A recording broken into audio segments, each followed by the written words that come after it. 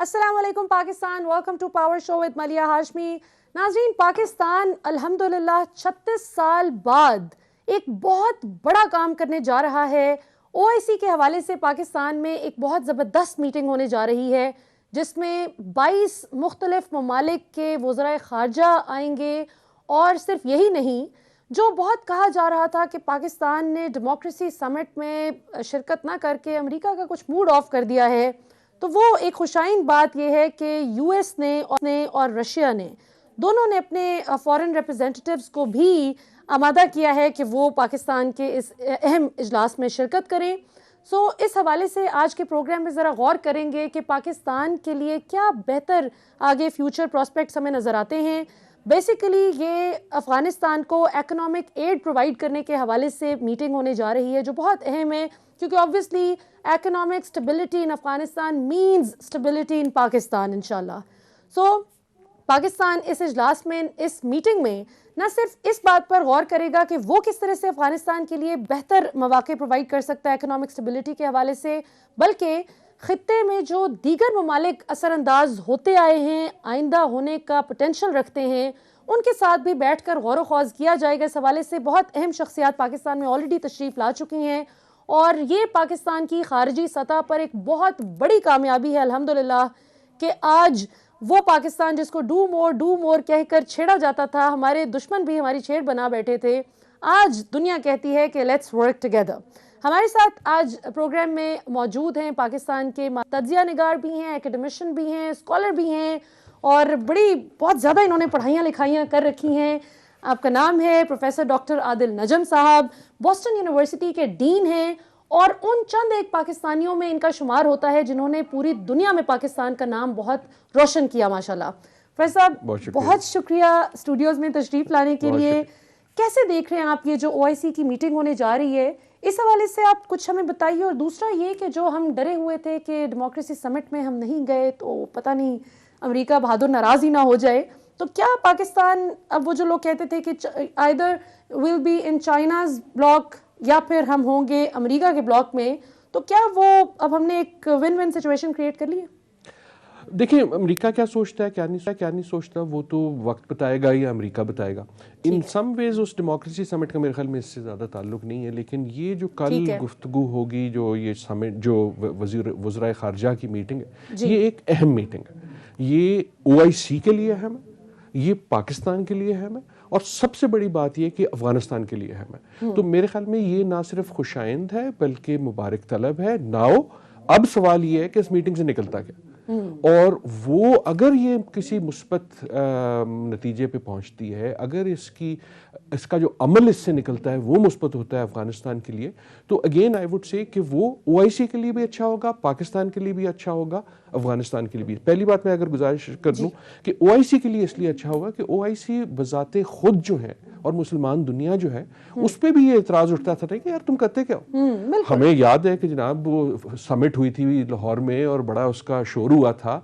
OIC ने तारीख में बड़े काम किए हैं, मसलन जब इजराइल को तस्लीम किया इजिप्ट ने, उसके बाद इजिप्ट को वापस लाना मुसलमान ममालिक में, लेकिन बहुत अरसे से ये फाल नहीं रही। अगर पाकिस्तान और दूसरे ममालिक कोई हिस्सा डालते हैं इसको फाल करने में, तो ये बजाते खुद मुस्लिम दुनिया के लिए इसलिए अच्छा है कि जो दुनिया का नक्शा बन रहा है चीन अमेरिका की रचाखी में, वो अच्छा है। दूसरी बात एक बहुत मुख्तसर पाकिस्तान के लिए क्यों अहम है, पाकिस्तान की सफारतकारी, डिप्लोमेसी, और उसमें हमें भी दोस्तों की ज़रूरत है। ये हाथ मिलाने का मौसम है, ये गले मिलने का मौसम है, ये दोस्त बनाने का मौसम है, क्योंकि दुनिया का मंजरनामा तब्दील हो रहा है। So for both of those it is important, but most important is Afghanistan और वहाँ की ह्यूमैनिटेरियन क्राइसिस। बिल्कुल सही। अच्छा डॉक्टर साहब, ये बहुत ज़्यादा बात की जाती है, कई लोगों ने पाकिस्तानी हुकूमत को इस चीज़ पर क्रिटिसाइज़ भी किया कि आप लोगों ने डेमोक्रेसी समिट में ना जाकर एक तरह से दुनिया को पैगाम दिया है कि हम चाइनीज़ ब्लॉक का हिस्सा हैं और हम अमेरिका के साथ नहीं खड़े होंगे when it will come to choose between China and America. तो आपने बजा फरमाया कि ये ओआईसी की मीटिंग का तो अगरचे अमेरिका के डेमोक्रेसी समिट से एज सच डायरेक्टली कोई ताल्लुक नहीं है, लेकिन वो जो एक तासुर पाया जा रहा था कि अमेरिका शायद नाराज हो गया इस हवाले से, या ओवरऑल भी आप देखें जो बहुत कहा जाता है कि जो बाइडन का फोन नहीं अभी तक खान साहब को आया, तो इन दोनों चीज़ों के हवाले से आपकी क्या पोजीशन है?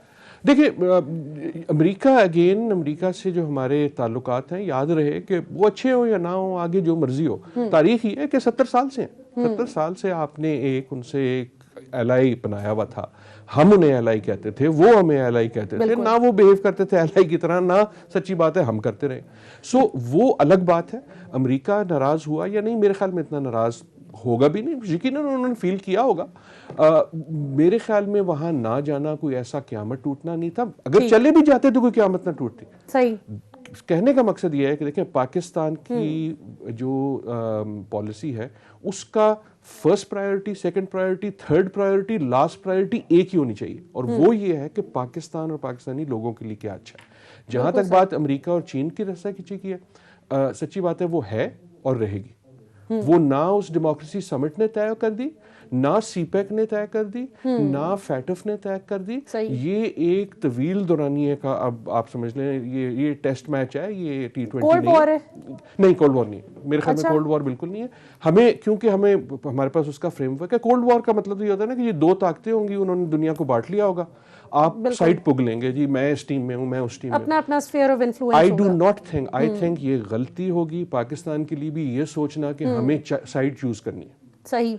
आप बेहतरीन मुल्क वो रहेंगे जो साइड चूज करने पे मजबूर ना हो।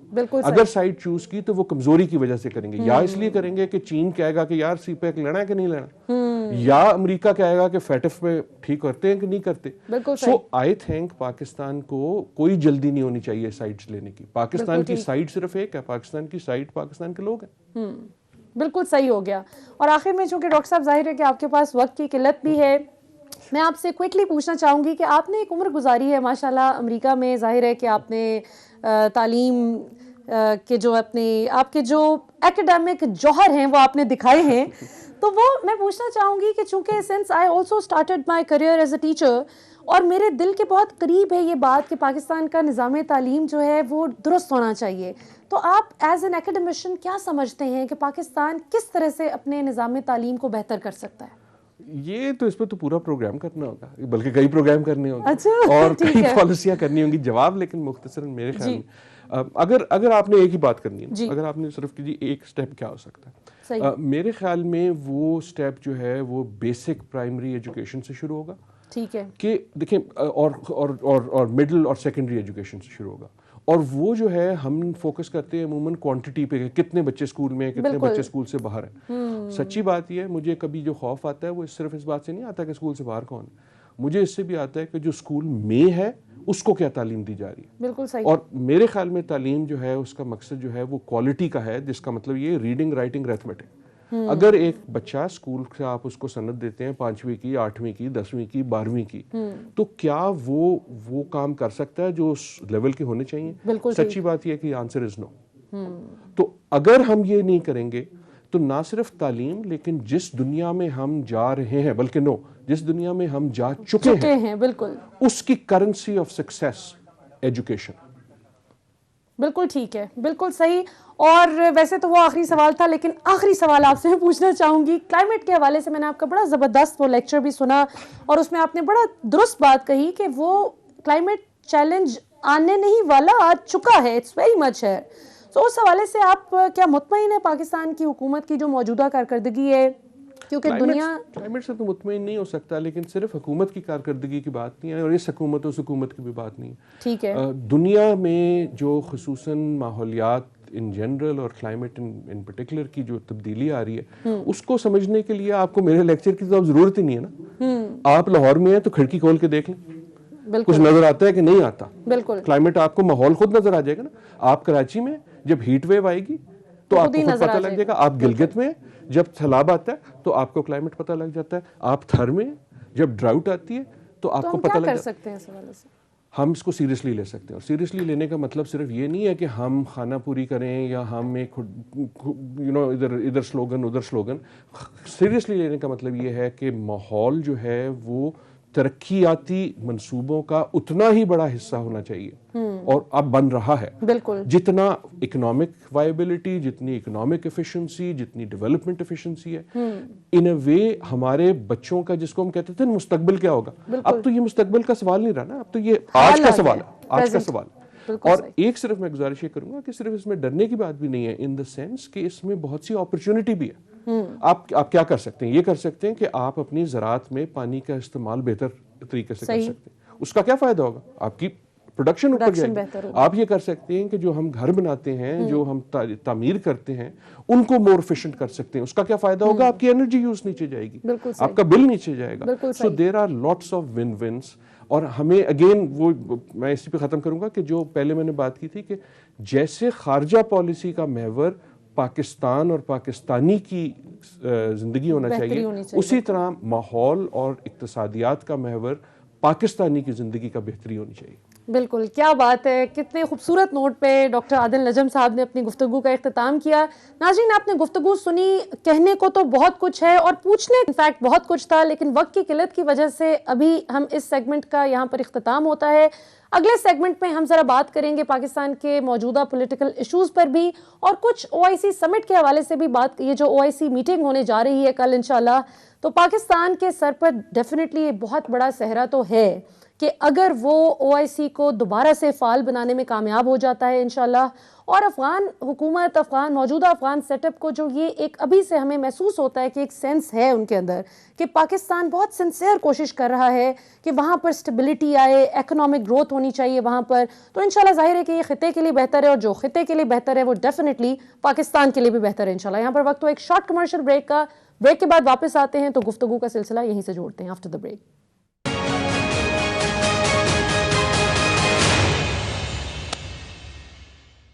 वेलकम बैक नाज़रीन। ब्रेक से पहले आप गुफ्तगू सुन रहे थे प्रोफेसर डॉक्टर आदिल नजम साहब की, जिन्होंने बहुत तफसील से बताया कि ये OIC की जो मीटिंग है ये किस तरह से पाकिस्तान को इसमें अपना ज़बरदस्त किरदार अदा करने का मौका मिल सकता है अगर इंशाल्लाह OIC इस मीटिंग के बाद फाल हो जाए।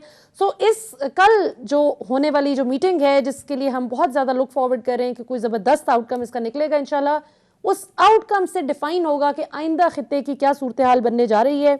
हमारे साथ इस वक्त स्काइप के जरिए मौजूद हैं सिद्दीक जान साहब, पाकिस्तान के मायानाज सहाफ़ी हैं, तज्ज़िया निगार हैं, ख़ास तौर पे पाकिस्तान की यंग पॉपुलेशन में बहुत ज़्यादा मकबूल है माशाल्लाह, और अपनी मेहनत अनथक लगन से बहुत थोड़े वक्त में सिद्दीक जान ने बड़ा ज़बरदस्त मकाम बनाया है, और आज हमने उनको आपके लिए बुलाया है प्रोग्राम में कि वो अपना तज्ज़िया पेश करें इस OIC की मीटिंग के हवाले से, और शहबाज शरीफ साहब के हवाले से भी हम बात करेंगे। वहीं हमें स्काइप पर ज्वाइन कर रहे हैं ब्रिगेडियर रिटायर्ड फारूक हमीद साहब, बहुत ही ब्लंट पॉलिटिकल तज्जिया करते हैं, बड़ी गहरी नज़र रखते हैं पाकिस्तान की सियासी सूरत हाल पर। ब्रिगेडियर साहब, आपसे गुफ्तगू का सिलसिला शुरू करते हैं। OIC पर बात करने से पहले मैं ज़रा शहबाज शरीफ साहब के केस के हवाले से बात करना चाहूँगी। कल बड़े बड़े शवाहिद मुबैना तौर पर मिले हैं जो कि अब सबमिट भी करवा दिए गए हैं, और अब मामला बताया जा रहा है कि अदालत तक जा पहुँचा है कि वो चपड़ासी, स्टोर कीपर, असिस्टेंट अकाउंटेंट, उनके मुलाजमीन जिनकी 17,000 ट्रांजैक्शंस बताया जा रहा है कि वो पकड़ी गई हैं और अरबों रुपए की खुर्द बुर्द सामने आई है। इस हवाले से आपका क्या ख्याल है कि महज मीडिया पर ये फिगर्स घूमती रहेंगी या प्रैक्टिकली वाकई जब अदालत में शवाहिद पेश करने की बात आएगी तो तब भी कोई प्रैक्टिकल हमें आउटकम नजर आएगा और ये अक्रॉस द बोर्ड अकाउंटेबिलिटी होगी कि चाहे PTI का बंदा गलत है वो भी पकड़ा जाए, नून लीग का हो, पीपल्स पार्टी का हो, तो कैसे देख रहे हैं आप? बिस्मिल्लाह रहमान रहीम, बहुत शुक्रिया। देखें, शरीफ फैमिली के 2 मेगा मनी लॉन्ड्रिंग स्कैम्स जो हैं वो इस वक्त इन्वेस्टिगेशन क्या वो तो कोर्ट में आ गए हैं। पहले तो आपको मालूम है कि नैब लाहौर का 7 बिलियन 32 करोड़ 7 अरब 32 करोड़ का money laundering scam against Shahbaz Sharif और उनके बाकी लोग, और ये FIA का तो 16 अरब का ये मनी लॉन्ड्रिंग का स्कैम है जो कि FIA ने भी सबमिट किया है कोर्ट में 7 वॉल्यूम्स। अगर आपको याद है कि पनामा की GIT में 10 वॉल्यूम थे और वो पूरे उनके एवन फील्ड और वो तमाम मामला थे, यहाँ पे 7 वॉल्यूम्स हैं एंड अबाउट 100 विटनेसेस हैं जो कि FIA पेश करेगा।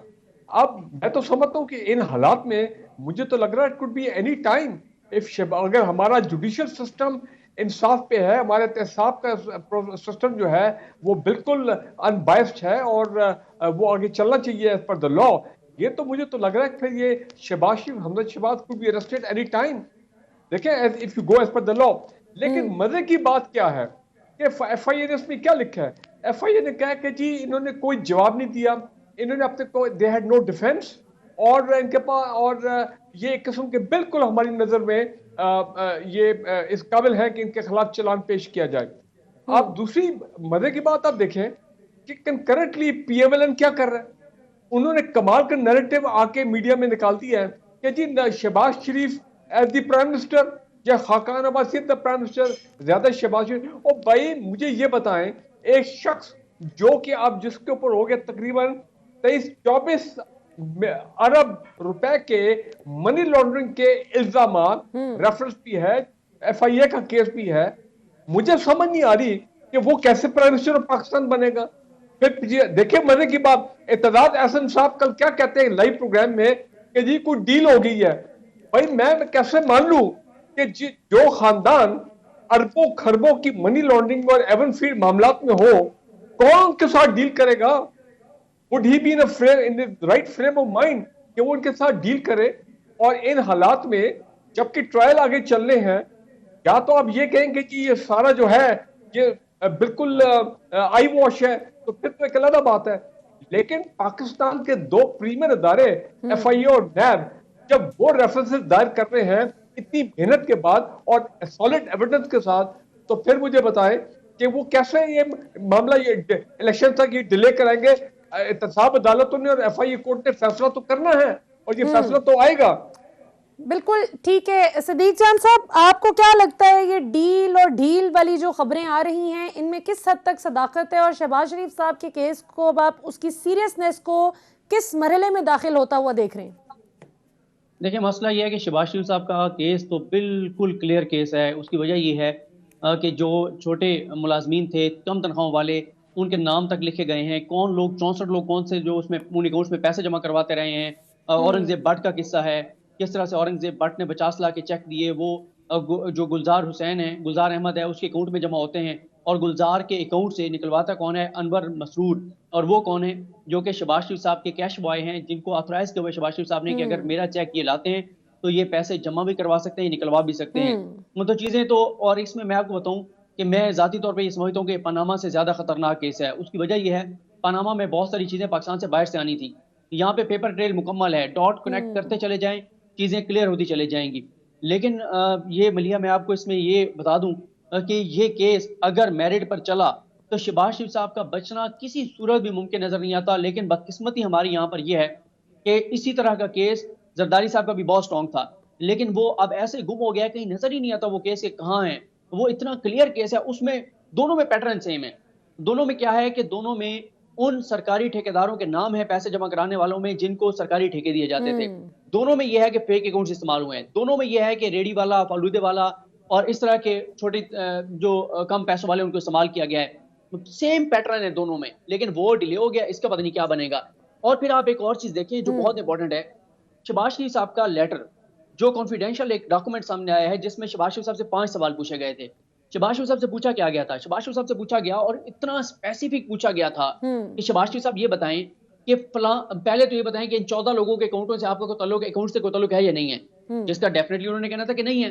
उनसे कहा गया अगर आपके ताल्लुक नहीं है तो फलां बंदे ने आपके फलां मुलाजिम के अकाउंट में जो पैसे डाले थे वो निकल के आपके अकाउंट में कैसे आ गए। और एक और चीज पूछी गई, वो ये पूछी गई कि इतना स्पेसिफिक पूछा गया कि फलां गाड़ी ये उसका रंग था, आपके फलां घर से निकली, जाके पैसे निकलवाती है, आपके फलां वाले कैंप ऑफिस में आती है। इस हद तक चीजें बड़ी क्लियर हैं।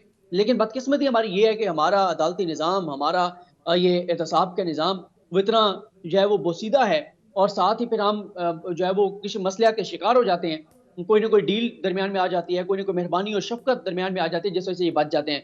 जहां तक आपने डील की बात की, मैं ये समझता हूँ कि इस वक्त डील की खबरें खुद मुस्लिम लीग नून वाले फैला रहे हैं।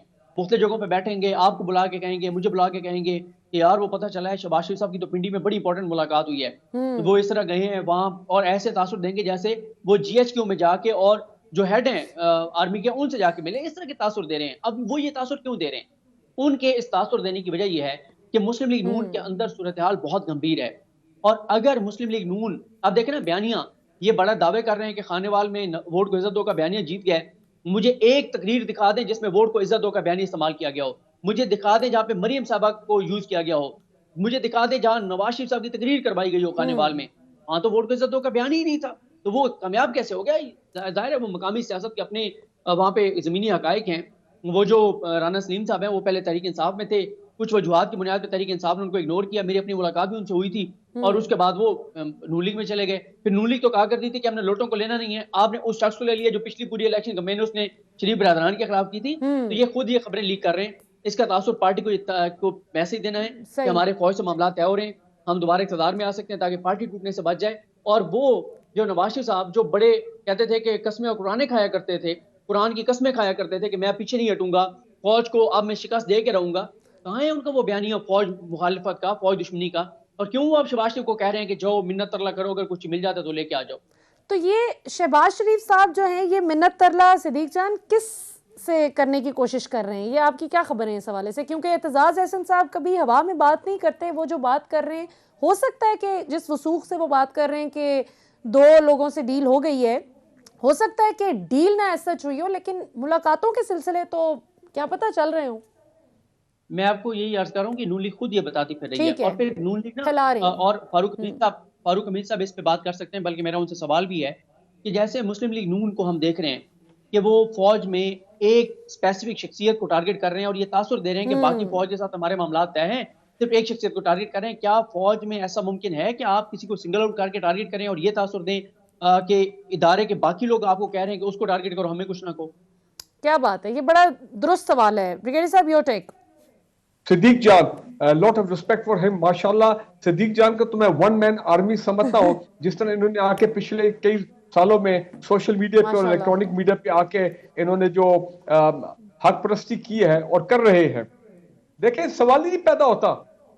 भाई मुझे आप ये बताएं कि एस्टैब्लिशमेंट, फौज, जो भी आप कहें, वो इन किस्म के वो ये तमाम टैक्टिक्स समझती है। दे अंडरस्टैंड कि ये क्या नैरेटिव दिखाए जा रहे हैं, ये क्या कोशिश करने की बात करने की कोशिश की जा रही है, कैसे हमें प्रेशर में लाने की कोशिश की जा रही है। तो मेरा ख्याल है they will not come under pressure. मैं आपको एक बात बता दूं, डील हो सकती है, लेकिन डील होगी बिटवीन द शरीफ फैमिली, एहतसाब अदालत या एंटी करप्शन कोर्ट FIA। और वो डील कौन सी है? Plea bargain. आप अरबों रुपए, अरबों डॉलर जो आपके अगेंस्ट है, लायबिलिटी है, आप वो पैसे जमा करा दें तो चले आप जेल से बच सकते हैं। लेकिन मुझे अफसोस से ये कहना पड़ रहा है कि हमारे जो जुडिशियल सिस्टम है वो प्ले अप नहीं कर रहे हैं। ये मामला जो है उनको लटकाया जा रहा है, बेल पे बेल, एडजर्नमेंट पे एडजर्नमेंट, केसेस को तूल दी जा रही है। Why they doing it, I don't know. और मैं एक और बात कह दूं, अगर किसी के ज़हन में ये तमाम चीजें हैं, क्या हमने जनरल मुशर्रफ का जो NRO था उससे सबक हासिल नहीं किया? कितना पाकिस्तान को नुकसान हुआ उस NRO पे। तो खुदारा ये हमें सोचना चाहिए एट एवरीवेयर, पूरे पाकिस्तान में, हर सेक्टर ऑफ में, कि भाई ये एहतसाब का मामला अगर आज किसी मसलहत का शिकार हो गया, उससे पाकिस्तान को नुकसान होगा आने वाले सालों में।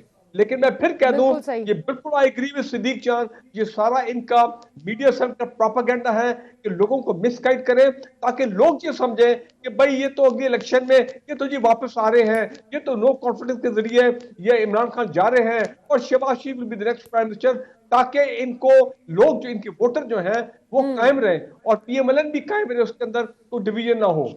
अच्छा, ये सिद्दीक आपने भी देखा होगा कि हमारे कई मुअज़्ज़ज़ सहाफ़ी साथी हजरात भी इस बहस में मशगूल हैं पिछले कई महीनों से। इनफैक्ट अगर 2 साल 2.5 साल का अरसा भी कहा जाए तो कुछ गलत ना होगा, जिस पर मुहित है ये बहस कि जी मरियम अगली प्राइम मिनिस्टर होंगी या शहबाज शरीफ होंगे या नवाज शरीफ साहब कोई ऐसी डील स्ट्राइक करने में कामयाब हो जाएं कि जिसमें उन पर वो जो लाइफ टाइम बैन लग गया है वो उनकी नाअहली ख़त्म हो जाए ताहयात और वो चौथी मरतबा भी आ जाएं।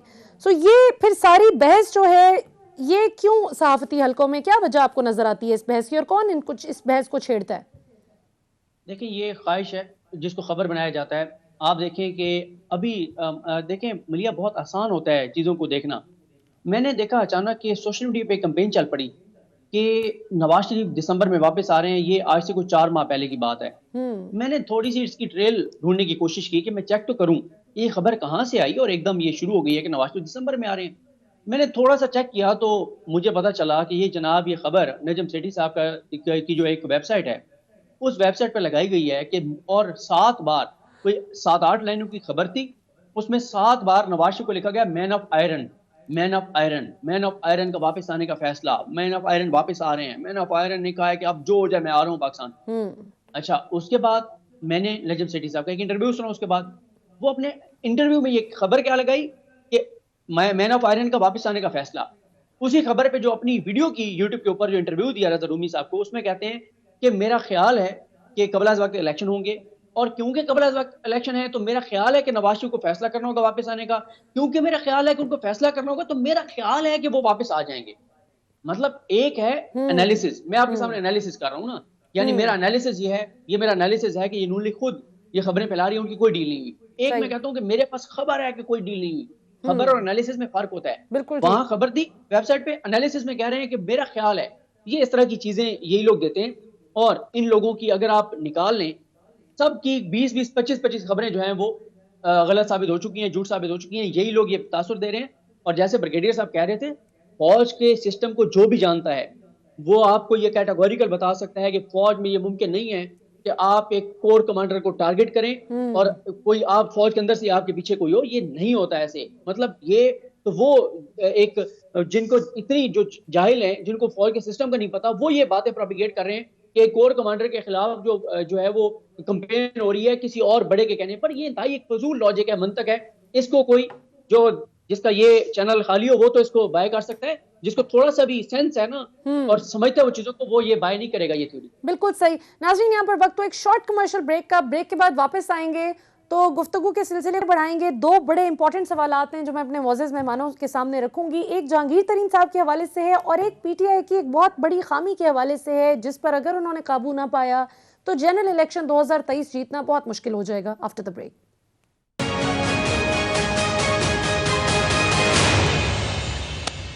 वेलकम बैक नाज़रीन, हमारे साथ मौजूद हैं ब्रिगेडियर रिटायर्ड फारूक हमीद साहब और सिद्दीक जान साहब। ब्रिगेडियर साहब, जहांगीर तरीन साहब के हवाले से एक शोशा छोड़ा गया रिटायर्ड जस्टिस वजीउद्दीन साहब, जो कि अक्सर पीटीआई के हवाले से, इमरान खान के हवाले से बहुत ही नाराज़गी भरे कमेंट्स देते हैं और डिस्ग्रंटल्ड पीटीआई कारकुन हैं पुराने, अब तो पीटीआई छोड़ चुके हैं वो। उन्होंने ये कहा कि जहांगीर तरीन इमरान खान को 30 लाख रुपए माहाना खर्च देते रहे घर चलाने के लिए, जिसको जहांगीर तरीन साहब ने रिफ्यूट कर दिया।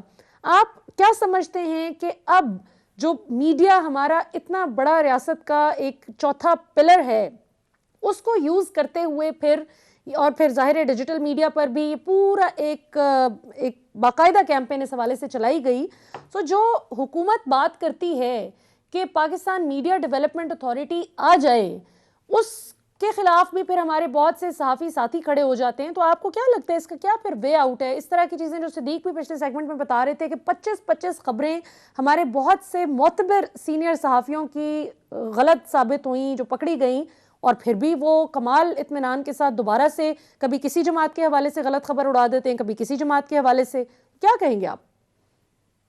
देखें, जहाँ तक जस्टिस वजीउद्दीन साहब ने जो कहा है, पहली बात तो ये कि I have lot of respect for him. एक बड़े सीनियर वो जज रहे हैं और पीटीआई में भी उनको बड़ी रिस्पेक्ट के साथ इमरान खान ने इंडक्ट किया था और बड़े कई साल के बड़े अच्छे ताल्लुकात रहे इमरान खान साहब का। लेकिन बाद में आपको पता है वो जो इंटरनल इलेक्शन हुए विद इन द पार्टी, जो इलेक्शन हुए उसमें जब उन्होंने बिल्कुल अपना ईमानदारी के साथ वो एक्शन लेने की कोशिश की और जहांगीर तरीन और 1-2 और लोगों के खिलाफ के जनाब इन्होंने बेईमानी किया या रिगिंग करने की कोशिश किया तो उनको पार्टी से निकाला जाए, if I am not wrong, इस तरह की फिर इनकी आपस में टेंशन हो गए तो इन्होंने इनको फिर पार्टी को छोड़ना पड़ा। तो इमरान खान जो है वो फिर और मूड में थे, वो आगे चल पड़े और वो इलेक्शन नल एंड वॉइड हो गए। कहना मैं ये चाहता हूँ कि मेरा ख्याल है ये बहुत लूज टॉक की है, बहुत लूज खेल गए। देखिए किसी के जाती घर के जो यहां तक तो वो अगर वो कह देते हैं कि जहांगीर तरीन ने बड़ा मैसिव एटीएम के तौर पे एक्शन किया है with the PTI, party funds को, प्राइम मिनिस्टर इमरान खान को उनका जहाज आता था, उनके हेलीकॉप्टर आते थे, उसमें वो ट्रेवल करते थे, वहां तक तो मैं मानने को तैयार हूं, ठीक है ना, कि वो नजर भी आता था। लेकिन ये जब आप घर के अंदर घुस जाए और कहें कि घर की मेंटेनेंस के लिए, यानी कि सुबह नाश्ता खाना और रात डिनर और बाकी एक्टिविटीज के लिए जनाब जो घर की एक्टिविटीज है उसके लिए 30 से 50 लाख रुपए जहांगीर तरीन देते थे, तो मेरा ख्याल है ये जरा मानना तो अकाउंटेबिलिटी किधर है? अकाउंटेबिलिटी किधर है? मतलब कोई भी किसी के बारे में जो मर्जी कह दे। नहीं, मैं ये समझता हूँ कि जस्टिस वजीउद्दीन साहब को अपने स्टेटस, अपना वकार और जो उनका अवाम की नजर में उनकी इज्जत है, उनको उससे नीचे नहीं, ही शुड नॉट स्टूप सो लो कि वो इस किस्म की गुफ्तगू करें। ठीक है ना जी, बेशक जी पॉलिटिकल हमले करें इमरान खान पे, वो सब एक्सेप्टेबल है। होना ये चाहिए कि बिल्कुल पीएमडीए जो है, जिस तरह वो फवाद चौधरी साहब ने कहा है, जो स्टेक होल्डर्स है मीडिया के, भाई वो बैठे, और जिस तरह पहले अपना जर्नलिस्ट प्रोटेक्शन बिल जो है वो पास हुआ है, किसी ने उसको नहीं कहा कि जी ये गलत है, ये इसके क्लॉजेस गलत है। तो यहाँ पे भी बैठ के कोई एक कॉमन जो है, कॉमन ग्राउंड स्ट्राइक करनी चाहिए कि इस किस्म की जो इन रिस्पॉन्स, देखे ना, मीडिया जो है 2 दिन से अब ये डिस्कशन कर रहा है जस्टिस वजीउद्दीन की स्टेटमेंट की, और इंफॉर्मेशन मिनिस्टर जो है और बाकी जो उनके वज़र हैं वो सारे बातचीत कर रहे हैं। कितना वैल्यूबल मीडिया टाइम एक ऐसी फजूल स्टेटमेंट के ऊपर जो है वो जाया हो रहा है फॉर द लास्ट 2-3 डेज। तो पीएमडी में इस किस्म की स्टेक होल्डर्स को बैठ के को आपस में फैसला करें कि जनाब ये डूज हैं, ये डोंट्स हैं, ये होने चाहिए ऐसी चीजें। बिल्कुल सही। सिद्दीक जान, your take on the matter, आप क्या समझते हैं? पीएमडीए के हवाले से भी बताइएगा, जहांगीर तरीन साहब के हवाले से इस वक्त ये शोशा जाहिर है कि बिला वजह नहीं छोड़ा जा सकता। जस्टिस रिटायर्ड वजीउद्दीन बहुत अरसे से इमरान खान साहब पर जाहिर है कि पॉलिटिकल हमले तो करते ही हैं, लेकिन इस वक्त जहांगीर तरीन साहब के हवाले से ये बात करने के पीछे कोई मुहर्रिकात आपको लगते हैं? देखिए, मैं जो पीएमडीए है उसके ऊपर तो मैं यही कहूँगा कि फवाद चौधरी साहब तो लाना चाहते थे, लेकिन हुकूमत के अपने ही लोग उसके मुखालिफ हो गए। अच्छा। और बहरहाल ये हुकूमत का बदतरीन सरेंडर है, और बड़े बड़े दावे करते हैं, बड़े बड़े नारे लगाते हैं, बड़ी बड़ी धमकियां देते हैं, लेकिन आखिर में सरेंडर कर जाते हैं। और यहाँ पे भी हुकूमत ने सरेंडर किया है। मुझे नहीं लगता कि पीएमडीए ला पाएंगे। ठीक है। दूसरी, जहाँ तक आपने बात की ये वजी साहब के बयान की टाइमिंग, तो मैं नहीं समझता कि कोई उन्होंने कोई टाइमिंग दे के बयान दिया है। 3 माह पहले का ये बयान है, दोबारा ये सामने आया, तो इसकी टाइमिंग के ऊपर या जो इंटरव्यू करने वाले अमीर अब्बास साहब हैं, मुझे उनकी नीयत पे कोई शक नहीं है। लेकिन ज़ाहिर है वो आप इमरान खान से नाराज़ हैं, वो हो अकबर एस बाबर साहब हो, वो इस तरह के बयान देते हैं, पहले भी देते हैं, कोई पहली बार नहीं है। हाँ, आजकल आपको पता है कि इमरान खान के मुखालफिन को छोटी छोटी चीज़ें भी इमरान खान के हवाले से चाहिए होती हैं। आप ये देखने के लिए कि मीडिया हमारा कितना इन चीज़ों की तलाश में होता है, किसी भी बंदे को आप तैयार करें और उससे कहें कि वो बयान दे कि वो इमरान खान के पास, इमरान खान के किचन में काम करता था और उसने ये देखा था, तो आप देखेंगे कि सारे चैनलों पे वो चल जाएगा। बाद में बेशक वो बता दे कि मैंने तो मीडिया ड्रामा किया था। तो मीडिया आजकल इस हद तक चला गया हुआ है, और दोपहर के अखबार से भी बदतर हो गई हमारी सूरत हाल। और जहाँ तक आपने जहांगीर तरीन साहब की बात की है, जहांगीर तरीन साहब जो हैं, अगर देखें, जहांगीर तरीन साहब ने अच्छे गुजरे वक्त का पास रखा है, क्योंकि उनके साथ बड़ी ज्यादती की गई। इस इमरान खान के दौर में उनके साथ ज्यादती हुई, इमरान खान के इर्द गिर्द बैठे हुए लोगों ने ज्यादती की, उनके ऊपर झूठे केसेस बनाए गए और उनके ऊपर झूठी एफआईआर की गई, उनकी फैमिली को इन्वॉल्व करने की कोशिश की गई। उन्होंने बड़े जब्त का मुजाहरा किया, तहम्मुल का मुजाहरा किया, ना सिर्फ यहाँ तक कि खुद उन्होंने इमरान खान के खिलाफ कोई बयान नहीं दिया, बल्कि जब इमरान खान के खिलाफ पूरा एक महाज बन गया जस्टिस वजी साहब के बयान पर, तो उन्होंने आकर उसकी वजाहत की। तो मेरा ख्याल है कि उन्होंने ये साबित कर दिया है कि उनका ज़र्फ कितना बड़ा है और वो कितने मुखलिस थे इमरान खान के साथ, अब भी वो कितना एहतराम करते हैं, गुजरे वक्त का कितना वो पास रखते हैं। और ये उन लोगों के लिए शर्मिंदगी का मकाम है जो प्राइम मिनिस्टर ऑफिस में बैठ के जहांगीर तरीन के खिलाफ खबरें चलवाया करते थे ज़राए से, और जिनको जुमा 8 दिन हुआ है, जो पैराशूटर्स हैं, उन्होंने आके जहांगीर तरीन की जो किरदार कुशी की, ये उनके लिए शर्मिंदगी का मकाम है कि उन्होंने इतना कुछ किया जहांगीर तरीन के खिलाफ, लेकिन जब इमरान खान की इज्जत पर बात आई, जब इमरान खान की क्रेडिबिलिटी पर बात आई, तो जहांगीर तरीन खामोश रह के, चाहते तो इस चीज को तकवीयत दे सकते थे, ये तकवीयत मिल जाती, ये चीजें मजीद डिस्कस होती, मजीद इसके ऊपर टॉक शोज होते, लेकिन उनके ट्वीट के बाद आप देखें इस पूरे बयानिए और इस पूरे प्रोपेगेंडे के गुब्बारे से हवा निकल गई है। तो मेरा ख्याल है कि इससे जहांगीर तरीन ने तो बता दिया कि वो आज भी एहतराम रखते हैं और इखलास रखते हैं और एक पास रखते हैं गुजरे वक्त का। अब बॉल जो है वो इमरान खान साहब के कोर्ट में, वो क्या फैसला करते हैं। बिल्कुल दुरुस्त। अब हमारे पास बिल्कुल आखिरी 2 मिनट हैं। ब्रिगेडियर साहब, खानेवाल में जो पीटीआई को इबरतनाक शिकस्त हुई है, इस हवाले से आपको क्या लगता है कि इसकी क्या बुनियादी वजूहात हैं और क्या ये रिफ्लेक्ट कर रहा है आइंदा आने वाले जो जनरल इलेक्शन 2023 हैं, क्या पंजाब में इतनी कमज़ोर सूरत हाल हो चुकी है पीटीआई की कि वो अब मार खाने के लिए तैयार रहें अगले बड़े इलेक्शन में? देखिए, मैं तो काफी अरसे से ये कह रहा हूँ कि जो इतने बाई इलेक्शन अभी हुए हैं पिछले 1-1.5 साल में, उसमें एक चीज, कॉमन चीज सामने आई है कि पीटीआई के लोग जो है वो बाई इलेक्शन में जो लोकल लीडर हैं या बाकी बाहर वाले जो पंजाब के और बाकी लोग हैं, वो उनको परवाह नहीं होती है। They are not bothered. वो आके उस तरह अपना कैंपेन नहीं करते हैं, उस तरह मेहनत नहीं करते हैं जिस तरह के उनको पार्टी के लिए करना चाहिए। और यही वजह है कि फिर इसी मार्जिन से पीटीआई जो इस वक्त फिर लूज कर गई है। मैं आपको आज बता रहा हूँ कि बेशक बुज़दार साहब यहाँ पे चीफ मिनिस्टर है, यहाँ पे 13 सीटें हैं लाहौर की। मैं पहले भी कह रहा हूँ कि ये मुझे तो कोई हिकमत अमली नजर नहीं आ रही पीटीआई की कि भाई आपके पास अभी से इनको चाहिए, सुने, अभी से इनको चाहिए जो खासकर लाहौर की जो सीटें हैं उनके लिए लोगों को नॉमिनेट करना सोचना शुरू करें कि ये लोग होंगे जो कि पीएमएलएन का मुकाबला करेंगे लाहौर की। मैं ऐसी बात कर, अदरवाइज एक क्लीन वॉश आउट हो जाएगा इनका। ठीक है सिद्दीक जान, आपको अभी बता रहा हूं। बिल्कुल ठीक है सिद्दीक जान, लास्ट 40 सेकेंड्स क्या समझते हैं, खानेवाल में क्यों मार पड़ी है? बुज़दार वसीम अकरम प्लस फैक्टर तो नहीं कहीं लेके बैठ गया?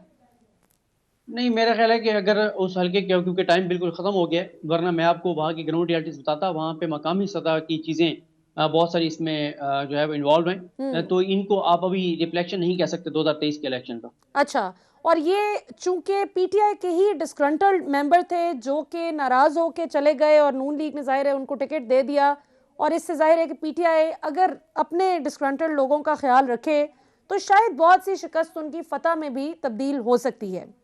नाज़रीन, आपने आज का प्रोग्राम सुना। ब्रिगेडियर रिटायर्ड फारूक हमीद साहब हमारे साथ थे, सिद्दीक जान हमारे साथ। आज की सारी जो गुफ्तगू थी, कुछ हमने पॉलिटिक्स को भी डिस्कस किया। ओआईसी का एक बड़ा ज़बरदस्त मीटिंग कल इंशाल्लाह होने जा रही है 19 तारीख को।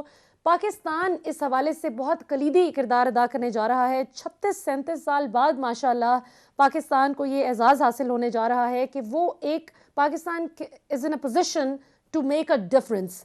और अगर ओआईसी इंशाल्लाह इस मीटिंग के बाद इस हद तक भी फाल हो जाए कि कुछ बेहतरी हमें मुस्लिम उम्मा में एक यूनिटी नज़र आए, और फिर जाहिर है कि अफ़गानिस्तान में इकोनॉमिक इशूज़ का जब हल होते हुए दिखाई देगा हमें इंशाल्लाह, तो फिर हम will move on to Kashmir also. अगर ओआईसी तगड़ी हो जाती है तो फिर कश्मीर के मामले में भी पाकिस्तान बहुत हद तक अपना कलीदी किरदार जो अदा करना चाहता है, जो हर पाकिस्तानी के दिल की उमंग है, वो भरपूर तरीके से अदा कर सकेगा इंशाल्लाह। और जाहिर है कि पाकिस्तान से दुनिया भर के मुसलमानों को एक्सपेक्टेशंस भी इस हवाले से काफ़ी ज़्यादा हैं, कश्मीरियों की तो है ही हैं। आज के प्रोग्राम का वक्त ख़त्म हो चुका है अनफॉर्चुनेटली, वरना मज़ीद हम गुफ्तगू के सिलसिले को बढ़ाते, लेकिन आपसे इंशाल्लाह अगले हफ्ते फिर मुलाकात होगी। आज के लिए इतना ही। पाकिस्तान जिंदाबाद।